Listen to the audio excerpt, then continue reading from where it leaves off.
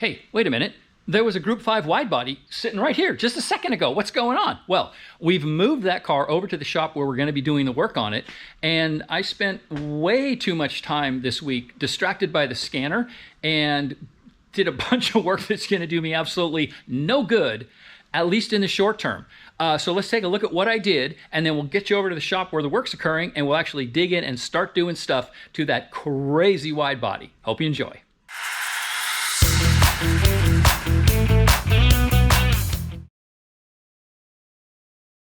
Okay, here's another waste of time, but I can't resist. I got the scanning dots on the wide body. Why? Well, because who wouldn't want the ability to have a scan and be able to build a surface model of this bodywork in case I wanted to ever build my own molds or something like that. And my friend Andy's here. Say hi, Andy. Everybody Hello. Say hi to Andy. Hi, Andy. Andy and I have known each other for years. He's got two 914s. One of the nicest, it's a 75, super clean. He autocrosses the crap out of it. And he's got a really cool track day car 6 conversion.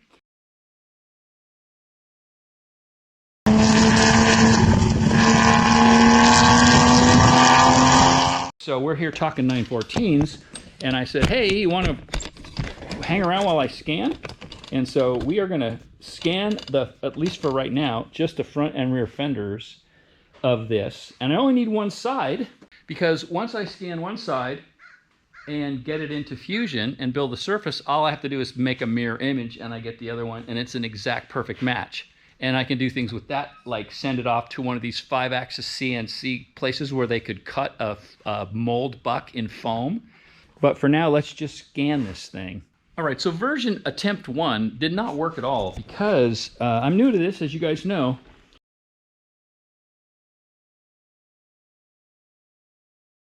What's going on here? It looks like some painter decided to paint like a cloud formation on this car. So what it turns out is that this scanner doesn't like shiny surfaces at all. So I used some scanning spray, but this stuff goes on and it dulls the surface so that the lasers can see what they need to see. And the cool thing about it is an evaporating zero residue product. So what you're seeing is, this is what happens as it starts to disappear. It's just going away. And there's like no residue on the car at all. It's fascinating. So let's go ahead and now you can watch the whole process. I'm going to spray and then scan this front fender now.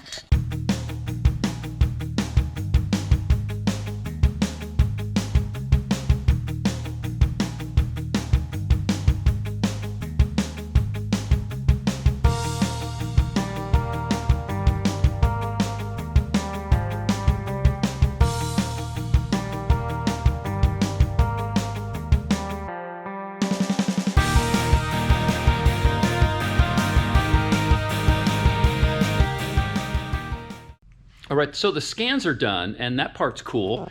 As I'm learning, the most difficult thing about scanning is actually removing all those stinking dots. Oh my God, it takes forever. My fingernails are bleeding. Anyway, one of the things to look at here, and this might be hard to see, but this fender is an overlay. So you can see there's the Group 5 fender, and that black layer, that's the 914. So I don't want to make an overlay system like this. I want to make a system, this is at least the design idea. This project, by the way, may die at some point because I shouldn't really be focusing on it, and it might turn out to be more work. But what I'm thinking is I want to actually make this fender actually be in plane with the original 914 body.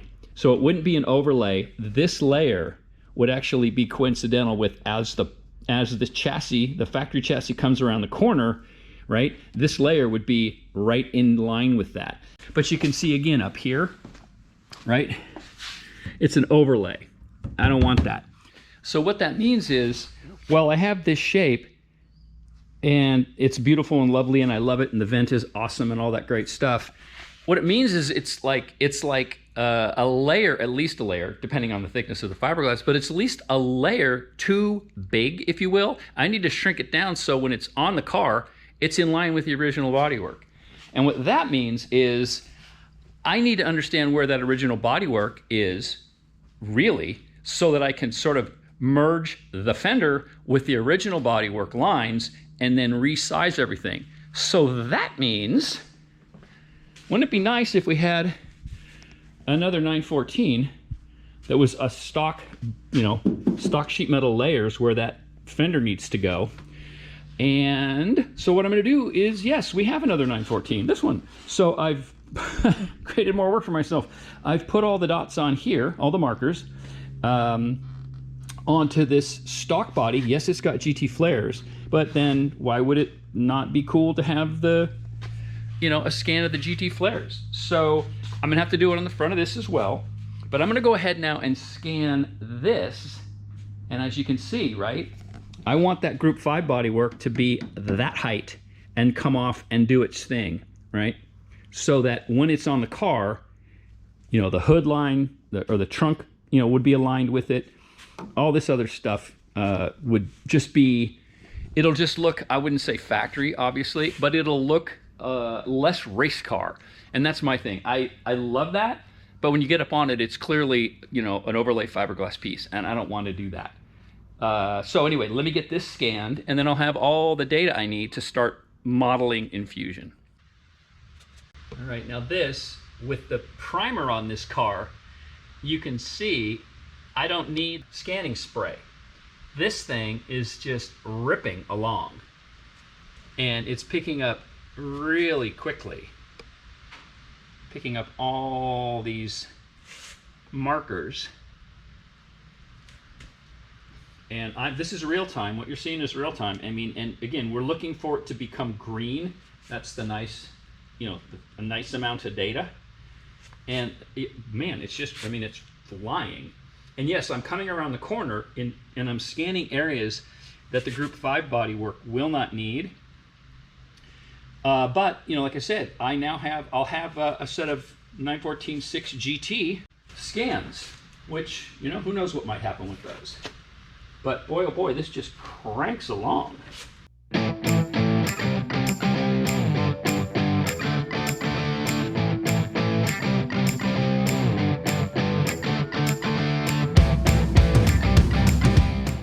Oh, it's even letting me get down underneath. I was thinking I wouldn't need that, but I'm going to go for it. And now that I can see it's picking it up, so I'm actually getting the underneath of the flare.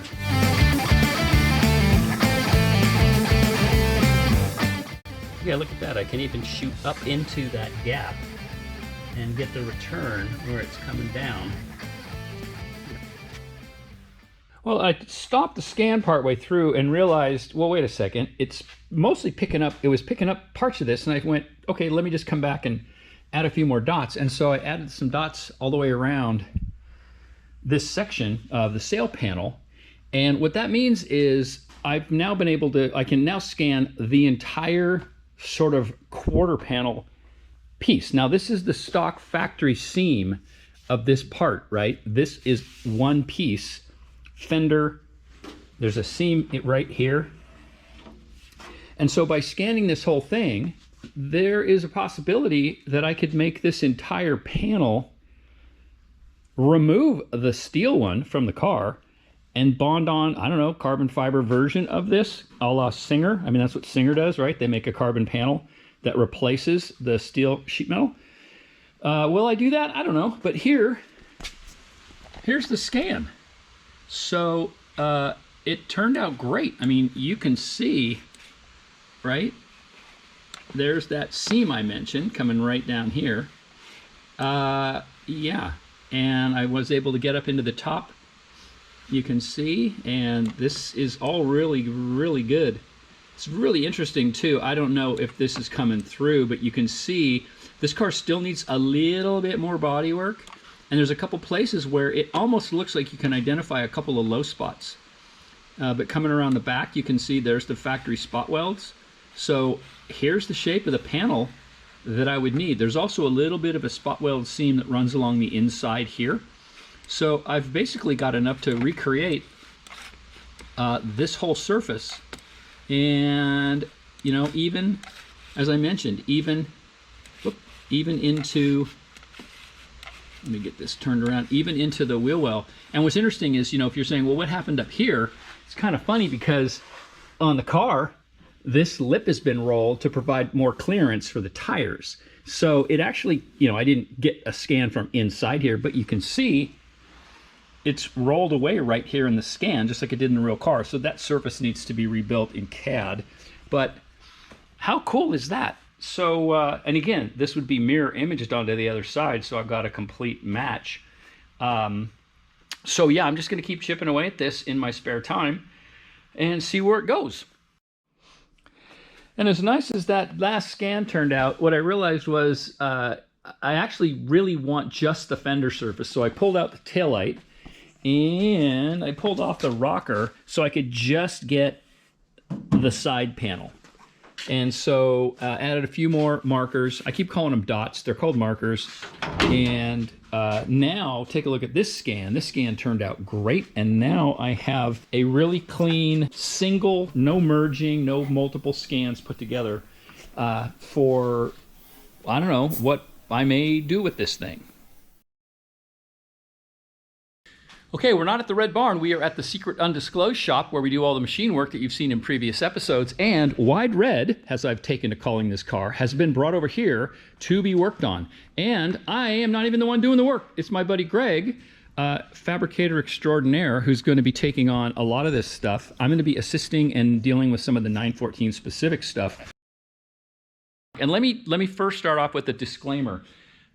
We don't know the history of this car, don't know who did the builds, have no idea of the past ownership and whether parts of what we're about to go after here were in process when the car got sold. So the stuff you see us doing here is not any kind of judgment passing on previous builders, previous owners, because every car's got a story and we don't know what the history of the car was. So again, not passing judgment, but what we're going to do is sort of take the car, you know, whatever we touch, whatever we quote unquote, you know, repair, fix, change, is really just me saying, hey, if it was my car, this is the sort of stuff I would do, and this is the level of quality I would take it to for me. So again, no judgment on whoever might have worked on the car before, no idea what was going on. And here you can see a little bit about where we are starting. Starting here in the trunk. So small block Chevy, stock 901 transmission. Works just great as long as you're not drag launching the car. You got to be a little bit gentle on low gear torque because 901 transes, the stock 914 trans really can't stand much torque in the lower gears. But here's what I was saying. This is how the car came to us. You know, don't know what the clearance hole was for, don't know the history, but we're going to do things like patch that hole. We're going to make a set of removable panels, and here you can see Greg has started with a prototype of a framework for that removable set of panels so that we can still get at the distributor and other service work that might go on. And we're going to try to preserve the ability to stow the top, so this is probably a little bit too wide. As we first started putting this together, I realized, whoops, wait a second, we still want to get the top in here. So this is probably going to be narrowed up and tightened up a bit so the top can still get stowed. And here's Greg's first go at a design. The cardboard aided design. Yep, as we all, the overused CAD, quote unquote, cardboard aided design. So what we're thinking is this piece and this piece are going to be permanent, and then this will be the removable panel. Now, one of the things that also has to happen is you can see here, it's pretty clear that there used to be a crossbar. It's been capped, but I'm pretty sure that was a crossbar that ran from shock tower to shock tower. And we're going to reinstall that, which means this panel has to be able to be snuck out from under the crossbar, and then the upper panel has to be able to come out too. So again, this one, we're going to run back to the Red Barn and put some matching beads in there for that replacement panel. And then once we figure out this whole design, this panel will get dressed up with some pretty nice looking beading, I think, as well. And then what I'm going to go after for start here is, as you heard in the intro in the last episode, these 911 seats, turns out they're 911 seats. The power motors are still in them. They're not hooked up. Doesn't do anything. You sit way too high. And the worst part, again, not my decision, and might have been great for the previous owner. Hard to tell, but they're way, way, way outboard, relatively speaking. And that puts your head just that much closer to this cage, which is a no-go, non-starter for a street car for me. We're not going to take the cage out, but we are going to put stock 914 seats back in. So I'm going to go ahead and pull this seat out, and I'm pretty sure we're going to need to replace the 914 seat bracketry. Just in reaching around under there and looking, it looks like some of that stuff's been taken out. So we've got an order coming from Restoration Design, super duper awesome supplier of 914, 911 sheet metal. We'll get you to what's going on under the hood in a later episode, but for right now I'm just going to pull this out while Greg is continuing to chip away at the back, and we'll see exactly what we have to do to get a 914 seat back in this thing. As suspected. So, not, again, you know, might have been great for the previous owner, but that's how the seat was mounted. It was mounted on these standoffs, which you know, for my money, that's just not a great, that's not a great way to do it. That's not very stable, but that's, again, just my opinion. But as suspected, this car used to have a race seat in it, my suspicion. These were not the mounting points that were used. Where are they? These are the mounting points that were used, right here and right here, and right here and right here. So you can see, it looks to me like this thing had a different seat setup in it from a previous owner. And unfortunately, this damaged section right here is where the 914 seat bracket tilting mechanism needs to be mounted.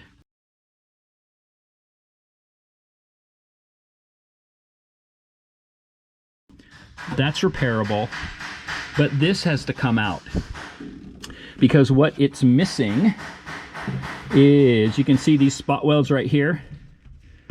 Those are the spot welds, and you can see the matching set over here.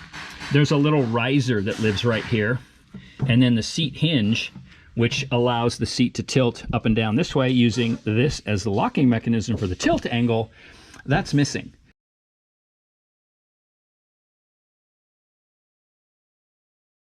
That's missing. These are missing.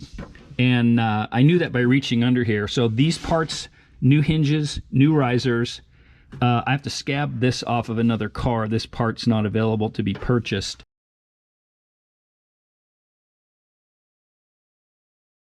But we'll pull this out. Unfortunately, it's been welded all the way along the floor, but I can slice that out and dress this piece, get the risers, hinges back in, and then we'll have a 914 seat in here.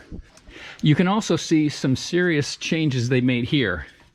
The window in the 914 used to go all the way to the edge, but because of the pass-through for the stiffening as part of the cage, they've closed off part of the window, and because of the crossbar that goes behind the seat that supports the shoulder harnesses, they cut the whole firewall out, plated it here, and dropped the firewall down here. So this is moved out a bit. Should drop straight down here and then angle out to this location. And you can see there's a bar here, which is actually proud by about, I don't know, inch, 3/4 of an inch from here. This is going to cause the seat to not be able to go back as far. But the owner is about 6 feet tall and should be fine. We should be okay with that. But anyway, yeah, so the seat's out. And now I can start going to work on replacing it with a stock 914 seat. And by the way, the stock 914 seat means that if the owner wants to upgrade to, GTS classic seats like I've got in the LS or some such setup like that, he can do that. Or like the Renegade kit, which you can use to create new bolsters, larger bolsters on your stock 914 seats. That'll work. But he doesn't want a race seat. I've already spoken with him about that. We're going back to the stock mounting solution. So let me get going on that.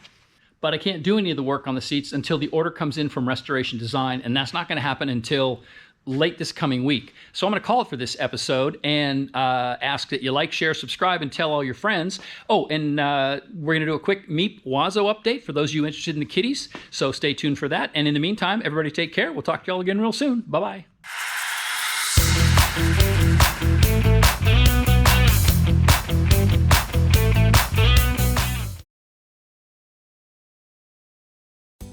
Oh, and here's the boys. There's Mr. Meep. Hey, buddy, what do you say? You get that carpet. You'll get that carpet. And here's Waz. Hey, Waz, how you doing? Okay, so big news. Waz is heading off to spay and neuter on Sunday. It's Friday, and Waz is going off for spay and neuter. So as of next week, these guys are both officially ready to go once Waz recovers. And the situation is, we have decided that Rescue has decided that these guys are going out as a bonded pair. So they're going to stay together, and somebody is going to have the wonderful opportunity to take ownership and bring into their forever home the one-eyed wonder kitties. And these boys are the greatest. Somebody's going to be very, very lucky. So that is going to do it for Waz having his testicles. Bye-bye. Bye-bye. Look at him. He's like, no. Don't be chewing on that cord, buddy. Yeah, these guys have been an absolute joy, and we're going to miss them. Although we've had fosters, and I say we, my wife does the absolute massive lion's share of all this work. Look at that awesome T-shirt she's wearing too, by the way. That is a supportive spouse. She does the lion's share of work with these guys and spends an absolute ton of time with them. And I think, what was it, March? Since March? Yeah, it's been since like March that she has been fostering a litter or these two guys. So she's looking forward to having some of her personal time back. As much as we will miss these characters, and we certainly will, we can't wait to see them get off to their into their forever homes. So, hey Meep, what do you say, bud? There he is. There's Meeper. Hi, bud. Oh, he meeped for us. And that is why he's called Meep. So join us in wishing Waz a successful neuter. And these boys will talk to you again probably at least one more time before they're adopted. See you guys. See ya. See ya.